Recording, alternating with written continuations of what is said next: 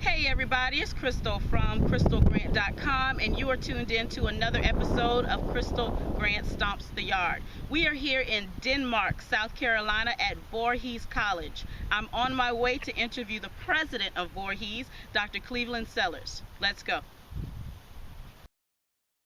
At Voorhees, we, because of our original mission, and that is to educate those who maybe would not have an opportunity to be educated. So we get students who come from poor secondary schools, poor high schools, and not at their fault, they're not as prepared to come to college as a student who would be going to the University of South Carolina. So our work is doubly hard because HBCUs have been underfunded ever since their inception, and which means that we don't have the amount of resources that many of these larger institutions and these state institutions have. And we are a private institution, we're very proud of that.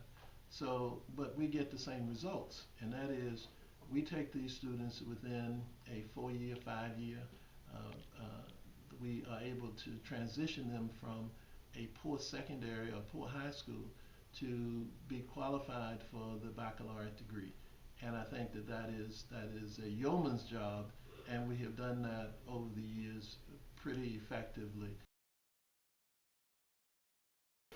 Well, I remember that for us, students from Howard and SNCC were very much involved in doing the legwork for the march, making sure that the celebrities were in the areas they were supposed to be in, fixing the signs, the sandwiches, and all that kind of thing. But I remember that there was a euphoria that existed at the point where the march started, because there was an anticipation of maybe 100,000 people. The crowd didn't start coming until about 9 o'clock, and so it was just this outpouring of folk from all over the place that actually made the march one of the largest ever in Washington, D.C. Had 250 plus thousand of folk marching in protest of civil rights issues, jobs, education, opportunities, those kind of things. And so that's what I remember about it. It was just a period in which we thought that we had began to step onto the stages of history and making change.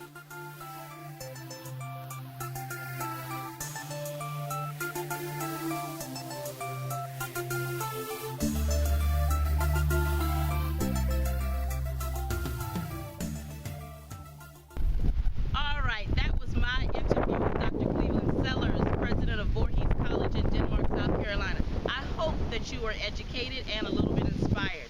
Make sure that you tune into the next episode of Krystal Grant Stomps the Yard.